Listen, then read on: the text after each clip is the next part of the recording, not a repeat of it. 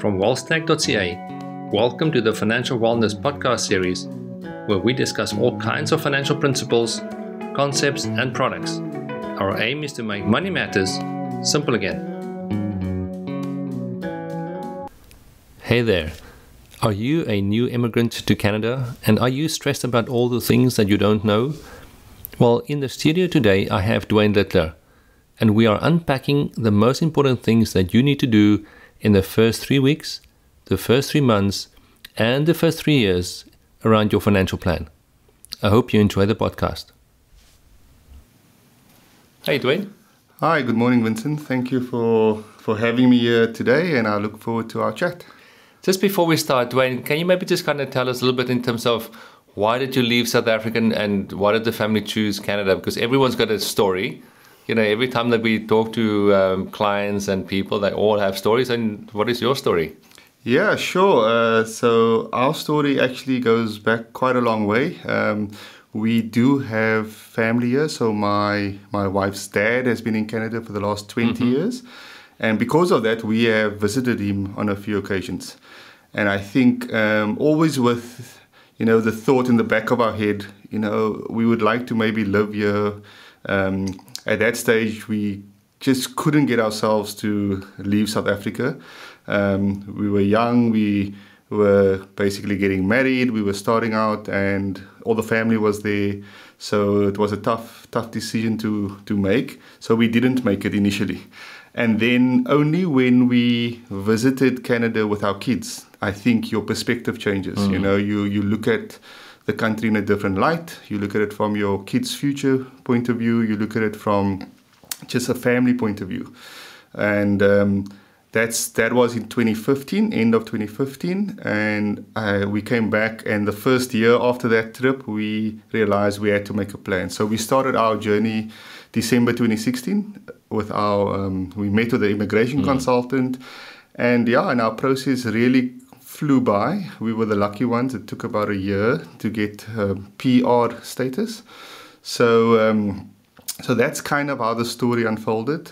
I think the second half of the story arriving here is actually probably a longer story, more interesting one. But the reason we came is just looking for the opportunity, right? We always with our mind on the future. And I think you have to live life that way, always planning for the future, whether it be life, whether it be financial side, whether it just be educational side. And that's kind of the main reason we came, for that opportunities from a future point of view. Thanks, Duane. That's great. I still need to find the person that spent more time than us in terms of moving from one country to the other. My family is a bit like a mustard seed. Wherever you throw them, that's where they take root, and that's it. So it took us like 10 years to find our way to Canada.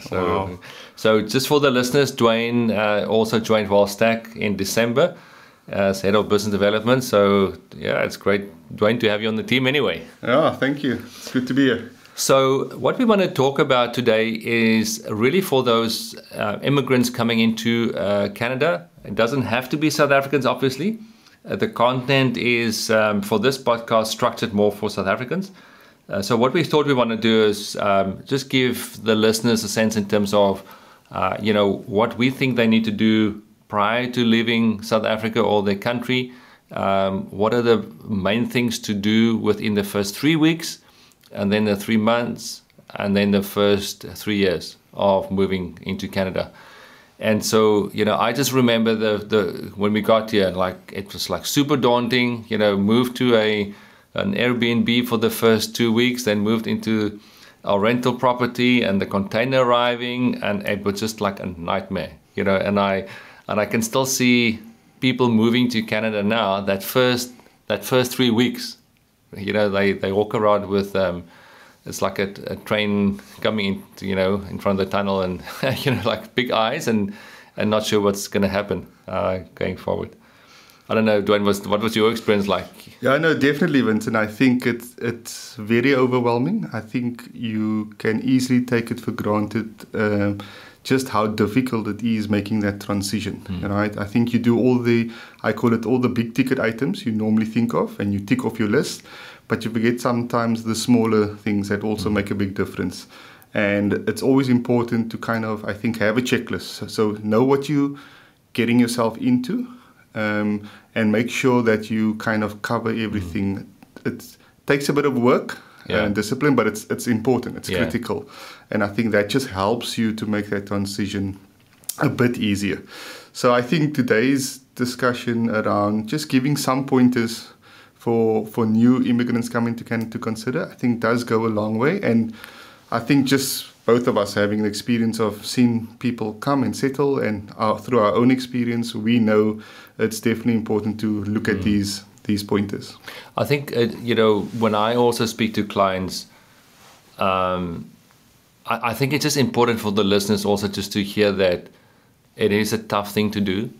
Very often we share our best moments on social media, on Facebook and LinkedIn, whatever, we're seeing this thing and that thing kind of thing. But very often it's like really difficult, especially just from a money perspective. You take your cash in South Africa divided by, what is it now, 13 and a half or something.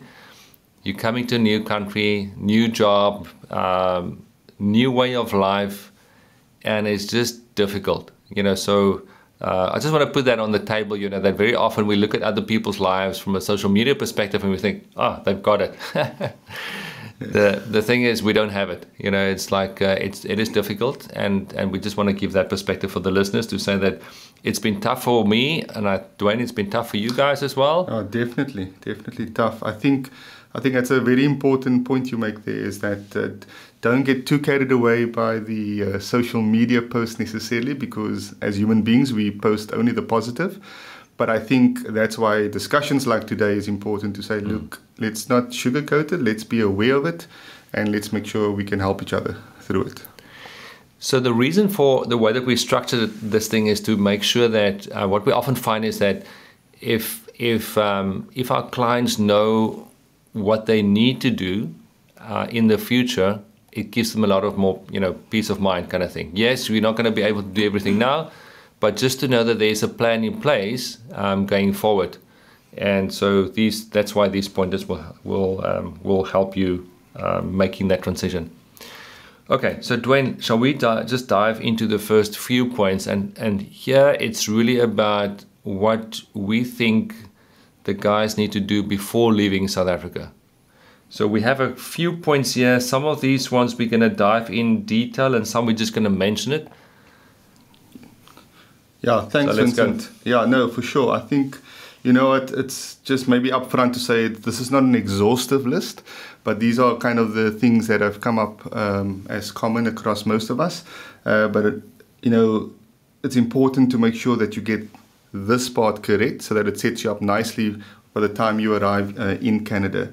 So maybe I'll mention the first one or two. I think because you're moving to a new country, nothing is really set up. So you're not in the system, you don't have a credit card, you don't have a bank account, you have nothing pretty much before you arrive. So make sure that you have made plans to ensure a smooth transition. So one of the things you want to do is make sure that you can use your credit card overseas. So make sure that the bank or the credit card issuer knows that you will be making transactions in a foreign country, so that there's no block or no hold, because it's important. You're going to need access to cash, especially in the first few weeks. So that's a very important one. And then maybe another one I mentioned, Vincent, that sometimes people don't necessarily think of because you just focus on moving, is that don't forget you actually have to cancel your home and car insurance that you have. So chances are you probably would have sold your house, sold the car. So make sure that you are not paying the insurance on that side. So I think, again, with the currency, money is key, and your affordability and your spending power is key. So make sure you don't spend unnecessarily. That's good. Okay, so then two things on the pure financial side. The one is make sure that your life insurance and critical illness, and if you have disability cover through, let's say, PPS, then just keep it intact. Don't cancel the things. If you leave the company that you're working for, then obviously some of those group benefits will disappear. But any private insurance, just keep them for now. Don't cancel it, because it does take some time, and it does take a while for the underwriting in Canada to come through before we can issue coverage for you offshore. So just make sure that that's in place. And then the other really important one is retirement funds. And so, Duane, I mean, we've seen quite a few clients now that cashed in their preservation funds after leaving South Africa, settled in here. That could be a problem for them. And so just in this sense, just make sure that when you want to leave South Africa, coming to Canada, or like any other country, that if you decide we don't say that you have to cash in your preservation funds, but if you decide to do that, then do that before leaving South Africa, that you have paid the exit tax of those retirement funds in South Africa. The money arrives in your bank account in South Africa before you become a tax resident in Canada. Because once you land here and start working, by default, you become a tax resident. And if you're a tax resident, then you have to declare worldwide income, and then that pension payments or that pension balance that was paid out to you in South Africa, in the bank account in South Africa, does form part of your tax filing for that year in Canada. And so obviously you do get a tax credit for whatever you paid in South Africa, but there could be a top up on this side if you're a high income earner. So that's kind of in my mind, that's probably one of the biggest money tickets that the client just need to be aware of before becoming a tax resident here. So there are other nuances in terms of once you become a tax resident, bringing money in, there are possibilities of moving that into your RRSP or your retirement fund in Canada and get the full tax benefit again. So there are a few things that one can do in terms of moving that cash out once you cash it out in South Africa. But that's probably one of the big things just to be aware of. Yeah, no, I think it's very important. And as South Africans, many of us have retirement annuities back home. And so I think if you're ever in doubt, I think, reach out to the financial experts and make sure that you're on top of that. Okay, then we have a few smaller items. Driver's license. Man, you know how many times it took me to get my driver's license in South Africa? I was there. My birthday was in September 1990. So just when K53, I think. K53 came in. So I was like one of the first guys in Brandfort in the Free State to do it. And they failed me 4 times. It took me 5 times to get my driver's license. So I was a little bit nervous coming to Canada to get my driver's license here. But was it difficult, Duane?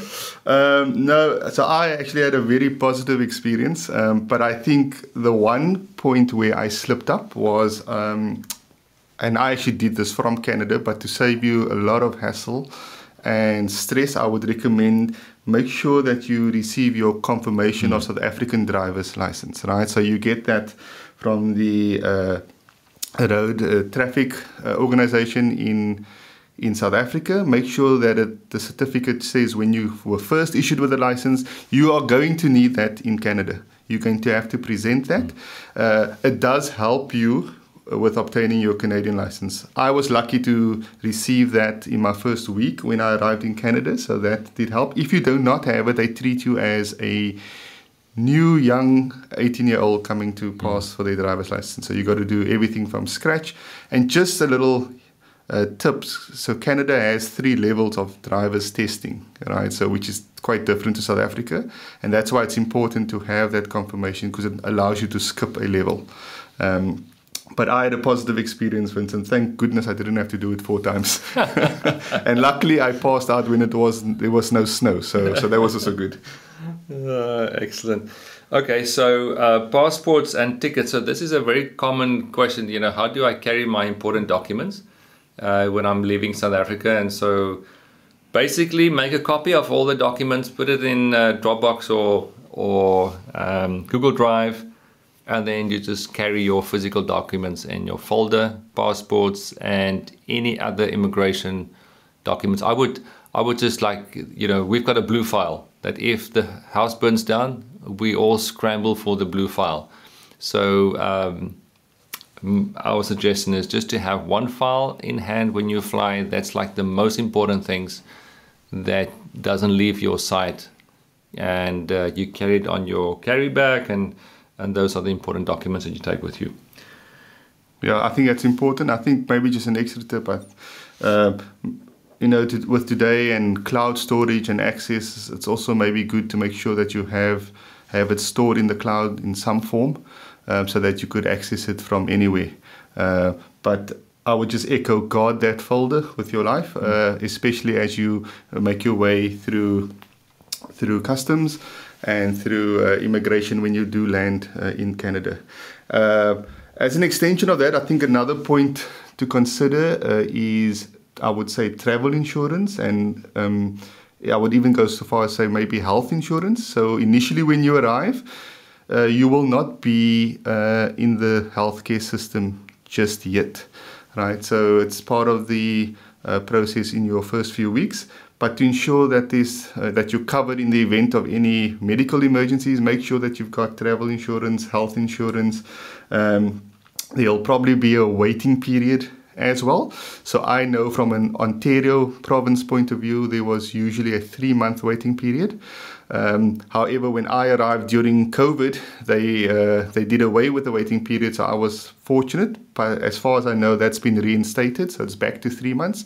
So just make sure that you're covered for those 3 months. If you need any health assistance, that you can obviously get it out of your extended insurance.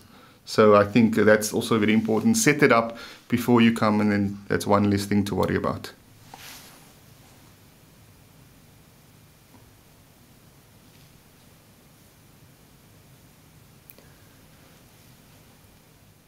Okay, Duane, let's talk about the first 3 weeks of arriving in Canada. That's obviously a very stressful time, and we all sit with our own stories again in terms of what happened that first 3 weeks.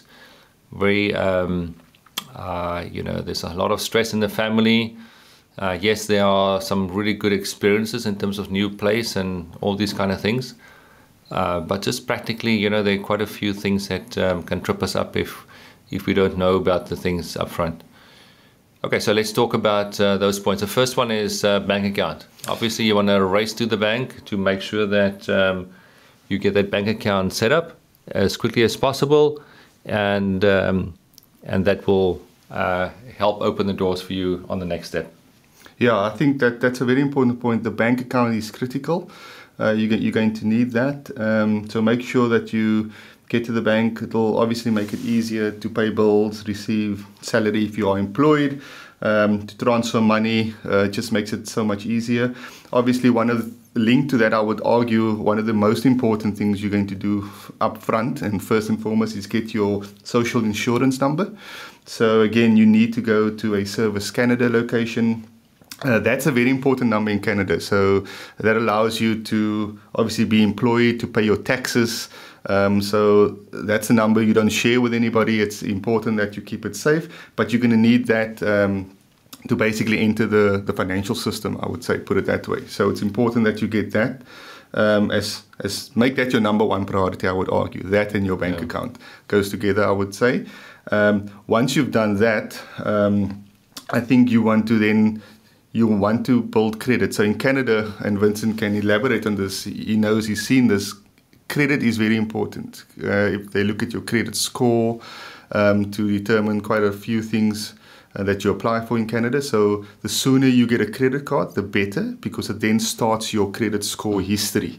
And that is why you want to get a credit card and use it obviously responsible. So make sure you understand how the credit score system works, so that you can obviously stay above board in terms of the rules they apply when calculating your credit score. So I would say, Vincent, those 3 points go together. Get your social insurance number. In Canada, they call it a SIN number. You'll hear that flying around. Open a bank account and get a credit card. Yes, and I think just one other takeaway here is that for South Africans, the banks in Canada is not similar to those in South Africa, so it's not as efficient. So Investec, FNB, RMB, they're all a lot better than the banks that we find in Canada. So we've, testimony, I've been more in banks in the last 5 years than my previous 45 years in South Africa. So just a fact. And yes, checks are still used in Canada, which is kind of a bit strange. But I think it's just what I also just want to say is that don't look always at the negative. I did read an article a few years ago on the plane that even though we sit with a banking system that we think in Canada is archaic, the amount of fraud that happens in Canada is way less than the fraud in South Africa per capita, even with all the software and all the efficient tools that we have in South Africa. So there's maybe a benefit to that as well. One other thing, just on the credit card, when you open your credit card, normally, let's say RBC or Scotia, whatever, they have a newcomers package, and they normally start around $2,000 overdraft facility. I would suggest just take as much as you can. And just back to Duane's point, from a credit score perspective, it took me a while to realize how it's calculated.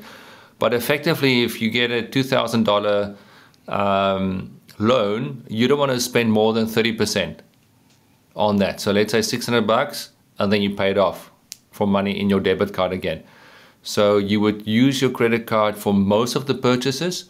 Don't spend more than 30% on your facility, and then you pay it back. So what the credit formula kind of work is that they want to make sure that, yes, you have credit, first step. Second step is, yes, you are using the credit. Third step is you're using it responsible, so not more than 30 or 40%. And fifth one, that you can actually pay it back. Okay, so if you do that, you are good to go. One credit card is fine. You don't have to have other credit cards and loans, whatever. So that one is fine. Duane, there's some other points here for the first 3 weeks. Yeah, so I'll go with the next two. I think it's practical tips and advice just to help you integrate into life in Canada a bit better. And then the third one, we can maybe you can jump on, Vincent. But I would say, obviously, depending on the status of your move, you obviously want to know where to live, right? So if you're coming on a work permit, you probably want to live close to your employment, right? If you don't have work yet, you might have broader options in terms of where you want to live. So you want to research housing options, get in touch with a realtor that can help you. You probably want to do a bit of that research anyway before you come to Canada, so you can know where you want to settle. So many options, rentals in terms of apartments, condos, or houses and homes. So do that. That's a very important thing to do. And then the second point I want to say is get a local cell phone. Again, as soon as you can. Again, it's just going to make life easier. The earlier you get a phone, the better for you, because it allows you to basically put an end to your South African contract if you don't need it anymore for any practical reasons, because those could become quite costly in terms of roaming charges. So I think, again, just from a practical integration settling point of view, make sure that you've covered the housing options for where you want to live, and get a local cell phone. So, I mean, there are many providers and options, so it shouldn't be too difficult at this point in time. Then the other thing I think you want to do is, and this is very important, you might not see the impact from your day-to-day life immediately, but it's important to set yourself up correctly, Vincent. And I think maybe you can elaborate, but group benefits. So if you are coming over on a work permit, you immediately are entitled to group benefits in most cases. But just how do we go about, we mentioned earlier about keeping your South African insurance products intact until you are settled in Canada.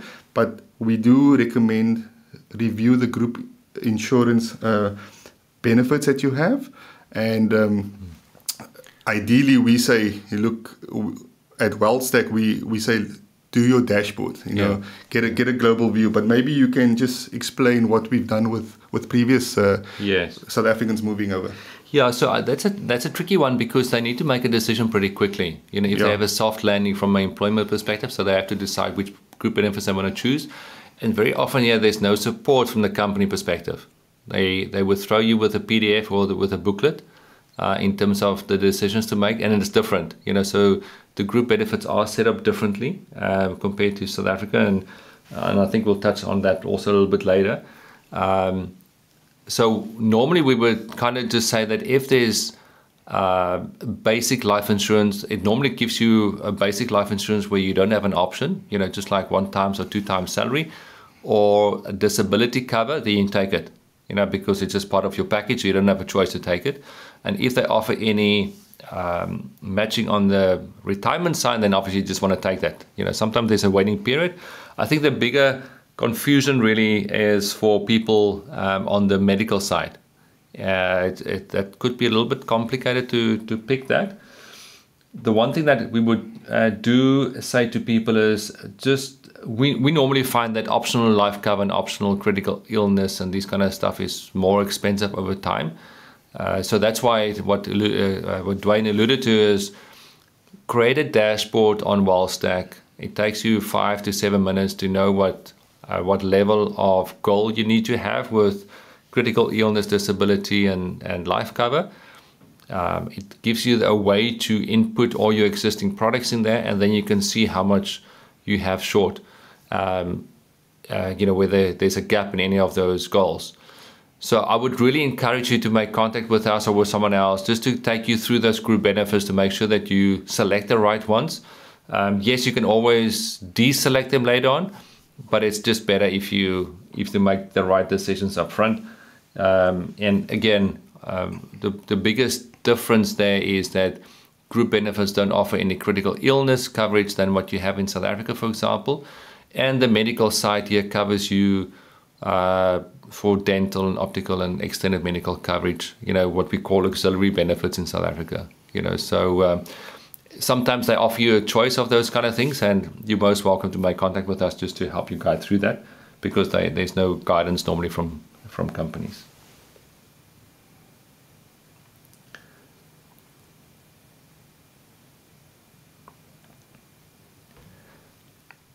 Okay, so let's talk about the first 3 months. Now we've settled the first 3 weeks.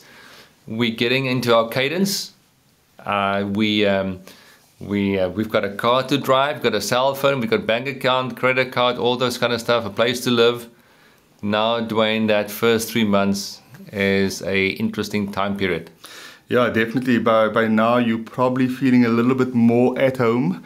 You're getting used to the weather in Canada. You're probably picking up on the accent side a little bit. But yeah, life's becoming a bit normal, right? So now that you've done all those initial steps, it's important to start, I think, really looking at life in general and planning for the future. It's important, right? So I think one of the first things we like to encourage people to do is create a financial plan. It's very important that how you stack up. Life has changed dramatically. You've moved from one country to another, and because of that, everything else has changed, right? So it's important that now you want to get a sense of how does my new world look, right? And one of the best ways to do that is to create this financial plan, and then tie your goals into that. So we normally say here at wealthstack that to make it easy and simple to understand, there's generally 3 categories that all people have in terms of financial goals or their financial planning. And through our dashboard, we help illustrate that for you and bring it to life. So we say, look, once you've completed the dashboard, it allows you to obviously understand and track your goals. You can see where the gaps are, and we know that it can be very stressful during this time. So a tool like this definitely helps, just to give you a sense of, people always say, if I can see it on black and white, I'm okay with it, because now I know what is required of me, right? And I know what action steps typically need to be taken. So we want to try and do that as soon as possible. And that's why we say, once the dust has settled after your first 3 months, give focus and attention to that financial plan. At wealthstack, like I said, we've done lots of good work developing this dashboard, and that's really a tool that we think can help you achieve this. Yeah, and I think maybe just to add on to what Duane says there is that, I would say 99% of the time, people are stressed just because they don't know, what's in the system. And when they look at that initial dashboard, that Duane talks about, it is tough to swallow, because as we said, you take your rand divide by 13.5 and then you see what you have, kind of thing. But there is an encouraging point there to say that when we work with clients and what we've seen happening, from that first 3 months and then after 3 years and now 5 years or 6 years later, is that their score has definitely increased substantially. So you find yourself in one place now, and there are maybe 2 goals there that normally stands out, what people, where the big gaps are. The one is life insurance, just because of, if you want to pay off your debt or future mortgage here, and your living cost and your life insurance goal is supposed to replicate that living cost for the next 10 or 20 years. That's an enormous amount if you translate that back to rands. So I would say 99.9% of the time people don't have enough life cover just because of the living cost. And then the second one is obviously retirement. That one falls completely out of the bus, because you have to reset the values, you have to reset the assumptions.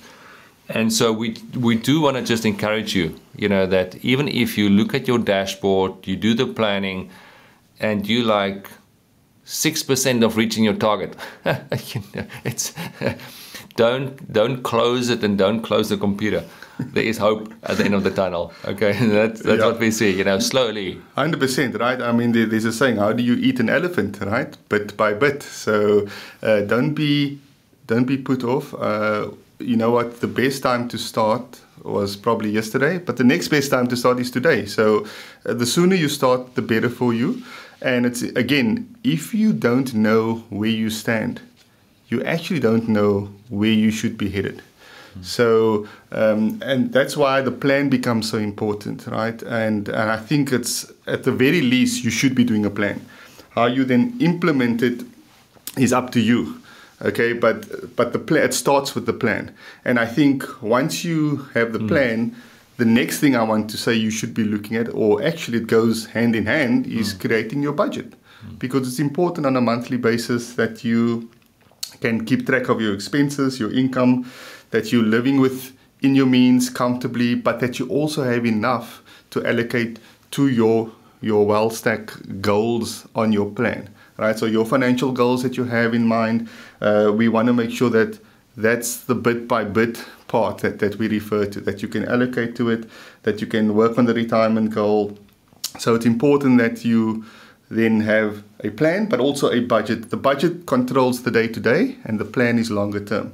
But together, the two definitely goes hand in hand. And I think especially coming to Canada, where things are different, you haven't yet found your groove, I would say, when it comes to grocery shopping, what to pay in terms of gas, what to pay for maybe sports membership or gym, or whatever the case may be. You still need to kind of get a handle on that, and that's where the budget really will stand you in good stead. And I think, Duane, what we need to do is we should maybe put together a few budgets, for, let's say, a family where the husband and wife is together, and then one with small kids. Yeah. One with older kids and single people. So just to kind of give them a sense in terms of that budget. But that is like and you can really only establish that budget after 3-4 months of expenditure, kind of see what's going through the wallet. What I do want to just add on to that is just, don't, if you have the means, just know that this is a time of spend. We are going through different seasons in life. In some seasons we save because there's more than enough.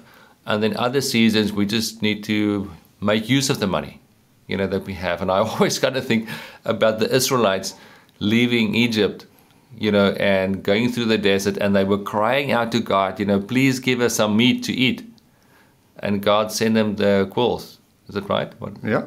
So, but, one thing is they had like thousands of sheep. Why didn't they kill a few sheep to eat? Just because, I think just because they don't want to dip into their savings. Yeah. So, just know that this is a time that you are going to spend more money than what you used to.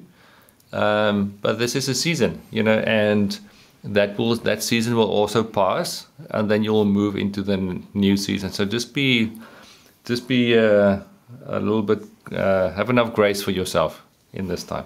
Yeah. I think we talked about establishing credit. Maybe just one last point there within the first 3 months is there are a few providers that you can sign up, like Borrowwell or Credit Karma. It's for free, and they will send you then an email once a month or every second week to help you to look at your credit score and some tips around that. So I think that's useful. Apply for driver's license. I think we've talked about that. Duane, we've talked about it. I think now it's obviously the time to make that appointment, now that you know what to expect. And another thing, your driver's license is typically considered your primary form of identification. Yeah. So you want to kind of get that out of the way as soon as possible. So don't forget to put that on your list for the first 3 months that you book your appointment. I would even go so far as to say if you really are uncomfortable, because remember now you're driving on the other side of the road for South Africans. So what many South Africans have done, they sign up for 1 or 2 lessons just to get the feel of what they're looking to evaluate and test. So that's maybe not a bad idea. But if you're comfortable and you're confident, you can go for it on your own if you're an experienced driver. But I would say don't forget the driver's license. It's your identification. So it's very important, and typically that's what you want to use because you'll have it on your person all the time as opposed to carrying a passport around. Yeah, and they normally, if you open any accounts, they would normally ask for 2 government-issued identities. And so you sit with your passport, and that's it. And that's it. And now you're stuck. Yeah. So you definitely want to get your driver's license card for that, because even your health card is not accepted as a photo ID. So that's important. Let's just jump back to the group benefit selection, because some people had a soft landing in the first three weeks. They had to select some stuff. What we do see is that they select maybe a few things, learn a few other things, and then within the first 3 months realize, I haven't made the right selection now again. And so we do think it's important just to kind of revisit your group benefits, and having that in line, now is the time to really start thinking about your South African insurance. Okay, so you've left it in South Africa, you still have some money there that pays the insurance premiums, but it's an ideal time now to apply for coverage in Canada, and then once that coverage is implemented in Canada, we then apply to stop that. So we have a few articles separately on insurance in Canada, the differences between Canadian level cost and South African. But Duane, maybe just quickly in terms of the differences, why do we say it's better, to buy Canadian cover as opposed to leave the South African ones? Yeah, so I think firstly, it's cost effective, right? So in Canada, you have what we call term insurance, which is typically for a time period. And as South Africans, we are very well versed in, I would say, the traditional permanent life insurance. That covers your whole life. Now in Canada, it's very important to understand that the equivalent of that in Canada is quite expensive. But the nice thing is that there's a different category called term insurance, which is for a period only, but also in Canada, in South Africa, your premiums would increase every year. In Canada, your certain products also have level premium, so it doesn't increase for the duration of the term. So that's also important to note. And obviously, just in simplest form, just the currency itself, right? That it makes sense now that you're in Canada. You do have to do that conversion, make sure that you are covered appropriately for where you are at this point in life, and make sure that you're not kind of overinsured and paying on 2 sides. And I think that's why now's the time to really start focusing. You're coming now probably to that 3-month mark. You want to say, listen, we need to relook this, especially once you're settled with employment and with your budget and everything. You kind of want to just close the loop and make sure that you I almost want to say, for lack of a better word, everything Canadianized, you know. And I think once you go through this step, you're closer to being fully settled. And I think, but again, and this is the part where you're going to need help. Reach out to the people that are well-versed and experienced, to the experts, and chat to them, and they can help you. We can help you. You just got to obviously reach out. So maybe just 3 practical things there as well, is that under insurance review or coverage, those are the 3 pillars there. The one is critical illness, that we normally encourage people to take all the way till the age of 75. You know, it's still a term from now till 75. Your premium is, you know, it's flat, it's consistent throughout the time, so it doesn't go up or down. The second one is your disability insurance coverage. If you don't have that from the group benefits, that normally runs till the age of 65, and that covers your loss of income if you're unable to work because of illness or disease. And then the last one is obviously life insurance that Duane talked about. And, you know, someone mentioned the other day this concept between owning insurance and renting insurance, and I thought that's quite a nice analogy. Owning insurance that your whole life, that's when, you know, it will pay out. Doesn't matter when you pass away, either, you know, in 2 years from now or in 80 years from now, it will pay out whole life. So that's what you own. But because you own it, it's expensive, as Duane says. And then the other one is your term insurance, which we normally encourage people to buy to cover them for that liability for the next 10 or 20 years, you know, for income that they need for the family or for the mortgage. And that's what we call renting insurance. And that renting insurance is normally a fraction of the value of the life, of the whole life. Okay, so that first 3 months, we want to make sure that you guys are well covered here. Just because we don't have a lot of family, our support structure is not great in Canada. So if something happens, we want to make sure that there's enough money on the table. Especially this thing that we do, you know, if death happens in the family or major illness, it's stressful anyway. So we want to make sure that our clients have enough cash and are not forced to go back to South Africa just because of money reasons. And so when you do your dashboard or your planning, don't think, you know, I don't want to put that assumption in, or I don't want to role play correctly to define my goal just because I think it's going to be expensive. That's not ideal. When you do the dashboard or when you do your own plan, do the role play properly in terms of, if I die tonight and I'm not available for my family tomorrow, what are the actual consequences? And that's what we try to define in the dashboard that Duane talks about, is just to role play correctly. Yeah. Have the real numbers in and then work backwards in terms of, what do I have and how much it's going to cost me? Because once you know the number, you can more or less decide, okay, you know, then you can have proper discussions in the family. You know, yes, we can't afford it. So this means that if something happens, you probably need to go back to South Africa or move to a different town that's cheaper, or whatever the story is, you know. So it is important that we just role play that correctly. Okay, Duane, I think that covers the first 3 months.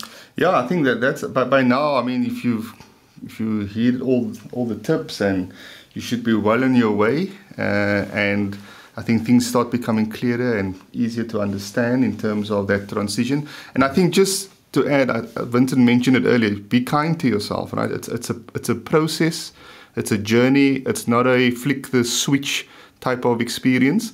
So it does take time. So I think it's important that you kind of look at it that way, that, you know, and I will go so far as break it up into these phases. So look at it as my 3-year, my 3-month, my 3-week mark type of thing. And just be kind to yourself, because it does take time to sort out everything, to focus, to chat through it.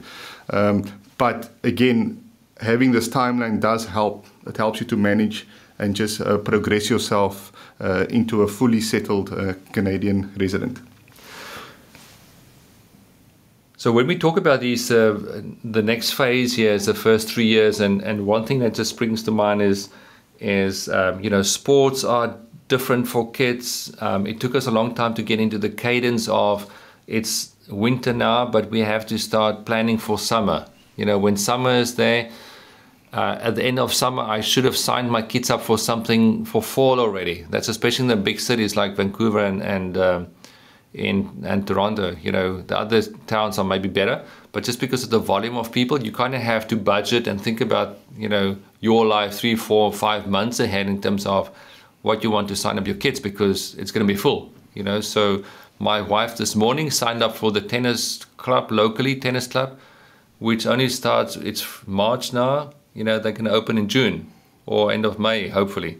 But it's, and if she misses it, it's full. You know, so half an hour later, it's full. So, and those kind of things you only learn as you go through life here. But just know that that kind of happens. And then I think the other one is just partly connected to that. As your kids grow up, now you want to start looking at universities, maybe, for example. Like my kids, we came over when they entering high school, and you want to do that applications for university, which is kind of different direction than for a lot of other South Africans coming in with smaller kids. But just know that you are going to go through different seasons and different steps, and just reach out to people that have done it before. There's no reason why you have to bump your head. Yeah, no, definitely. Unnecessarily. Definitely, and maybe I just add a point or two. You know, I have 2 small kids that are in elementary school or primary school as we know it in South Africa. So just be aware in terms of the activities they'll also be participating.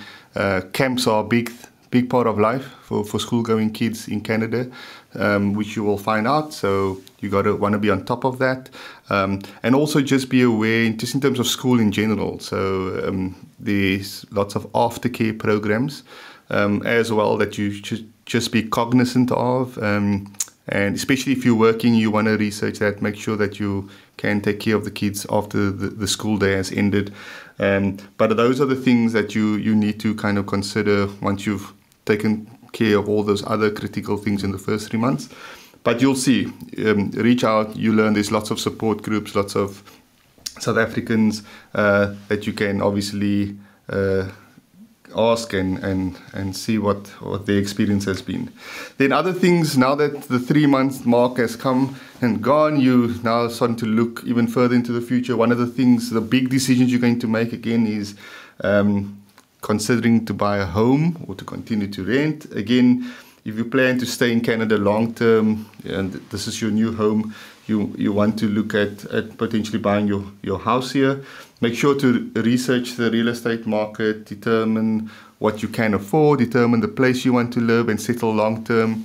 Again, initially you might live in the city, but you might want to move out to the suburbs or vice versa, right? Depending, and there's lots of factors that will determine that decision in terms of employment, schooling maybe, although if you use the public schools, it doesn't really matter where you go. We can truly say it's a good system.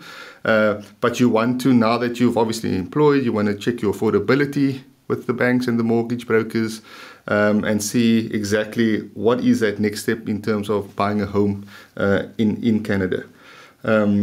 Maybe just quickly on that. Yes. And most South Africans do come over as employed people as opposed to self-employed. I was self-employed, so a different story. But if you're employed, it's a lot easier to get a mortgage than self-employed. So the banks and the lenders really look for consistency of income. So if you self-employed and you open a corporation, you have the option to pay yourself either a dividend or a salary on a monthly basis. I would suggest rather just go for the salary in the beginning. It's maybe a little bit more tax payable than the dividend, but at least that gives you that steady income that comes in. And banks are just kind of look at, steady income. They don't really care about assets that you have or savings. So just to know that story is there. With a mortgage, obviously there's a difference between fixed and variable rates that you just need to consider, and there's pros and cons for both of them. Yeah. From a savings perspective, there are a few things that we need to do from start building the life up now, making sure that we can save for retirement, save for that home deposit, save for the kids' education. It's like saving for everything. But there are a few good products, Duane. Yeah, no, definitely. And I mean, in Canada, I think just immediately the first two that spring to mind are both registered accounts, meaning that there's some tax advantage to them. On the one hand, you've got a tax-free savings account, which as South African you should be familiar with as well, and that allows you to save and to basically grow your money tax-free over time. And there are obviously rules in terms of limitations per year and also lifetime limitation on what you can contribute. So again, the earlier you start, the better. You can give yourself more time to compound that growth into the future. Then on specifically for retirement, we also have what we call a registered retirement savings plan, or more commonly known as an RRSP. And this also allows you to save for your future. It's kind of the Canadian version of a retirement annuity, just to give you some perspective on what it does. It does offer some tax advantages in the sense that your contributions can lower your taxable income. But again, there are certain limits to this, as is the case with a retirement annuity anyway. But I think it's one of it's two of the products you want to start as soon as you can. And again, just to tie it back to earlier comments we made, so that it's part of your budget, right? That you are allocating to your RRSP and tax-free savings account every month. Just linked to that is the RESP, and that's your Registered Education Savings Plan. And again, we have a few articles on that on our website. Check it out. But it's really there for education purposes, and there's some tax benefits, again, that you can harvest from those kind of products. For instance, just on that, I almost want to say, to encourage you to go check it out, there's also an added bonus of the government contributing some money towards your savings as well. So go and have a look at this articles we've written. It explains it in more detail there, but it's a nice incentive to save for your children's education going forward. Okay, so there's just one or two things we're going to touch on very quickly. The one is, yes, you have your financial plan. Obviously, just kind of review it in 3 years' time again, after, not 3 years' time, but like every year, but just making sure that as your lifestyle changes, that you just want to keep on reviewing your financial plan. The other one is just short-term insurance coverage, or general insurance, as it's known here, auto and general. What is just interesting here from a product perspective, if you're renting, you need to have tenant insurance. If you own the property, obviously have your own coverage for the home as well. On the auto side, on the car insurance, all these policies normally run in a 12-month cycle.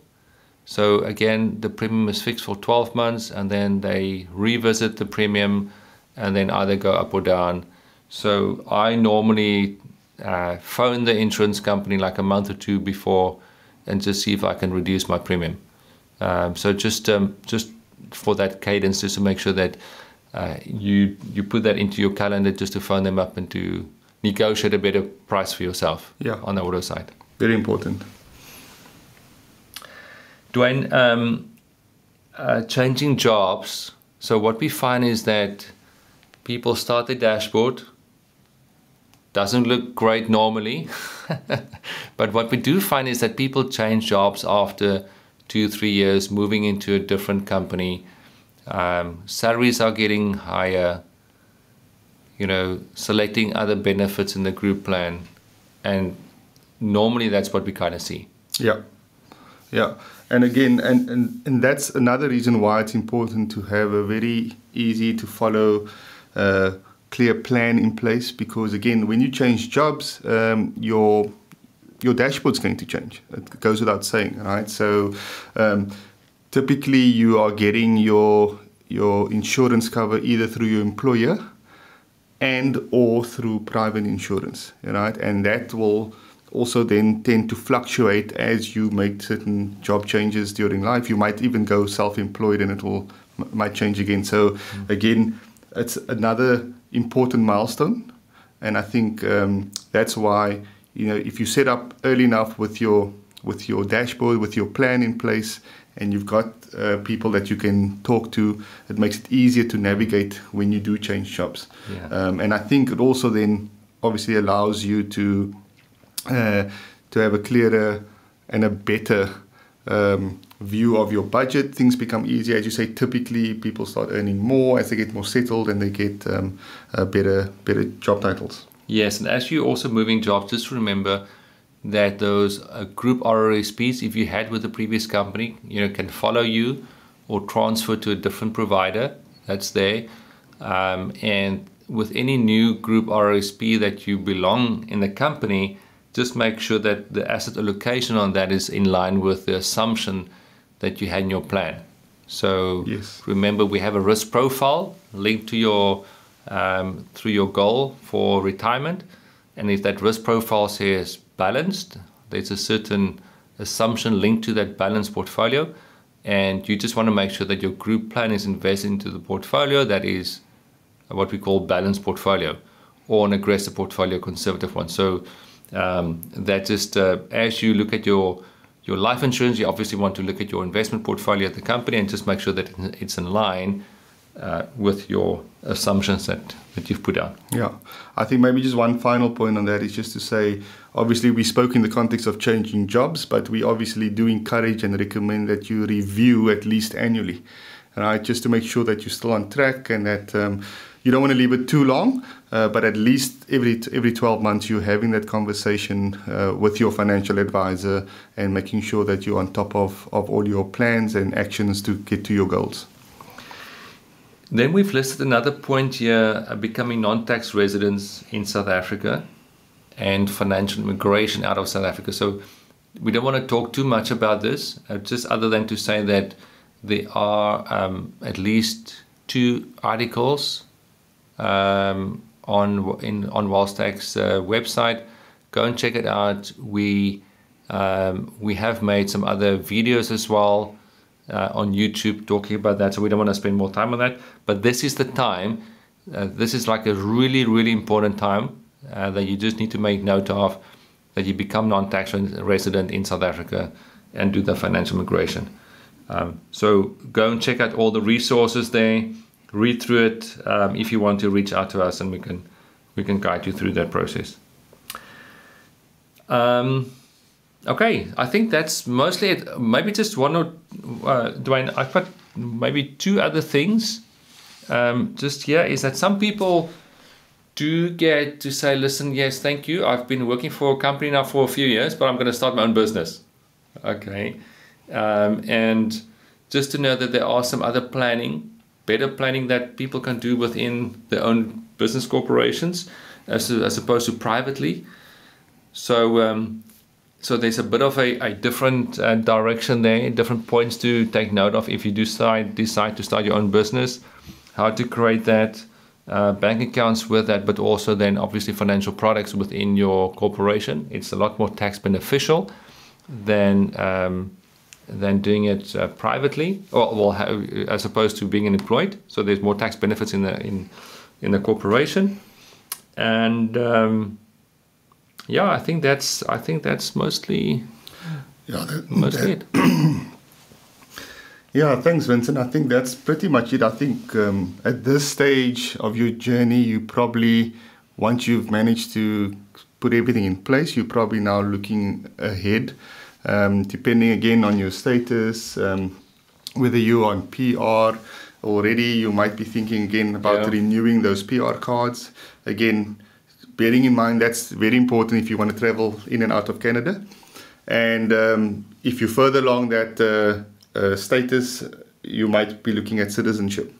So I think, generally speaking, most people would probably have to renew PR cards before citizenship arrives anyway. Yep. So again, have that on your radar, that you don't forget about it. You got to plan.